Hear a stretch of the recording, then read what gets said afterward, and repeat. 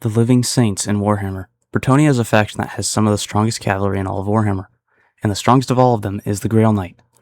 Grail Knights are living saints who have sipped from the legendary Grail of the Lady of the Lake. They are few in number because in order to become a Grail Knight, one must first rise to the ranks of knighthood in Bretonnia. The first rank is the Knights Errant, the young nobles of Bretonnia who look to prove their skills in combat. Then if they survive long enough, they rise to the rank of Knight of the Realm, which means they now own land and can levy peasants. Many remain Knights of the Realm, but those who are very brave or confident can become a questing knight, relinquishing their use of a lance and cutting ties with their family. The ultimate quest is to drink from the Grail, which is only gifted to the questing knights who live long enough and perform enough good deeds. Needless to say, very few get to sip from the Grail. However, if a questing knight does live long enough and the lady herself deems the knight worthy, then the knight will find a hidden glade of the Lady of the Lake, where she herself will grant him to drink from the Holy Grail. This water gives them powers that even make us vampire fans blush. Grail Knights are the strongest humans in Warhammer, with only Chosen being any close competition. They are living saints in Bretonnia. The King of Bretonnia is always a Grail Knight, and crowned by the Fey Enchantress, who is essentially the voice for the lady herself.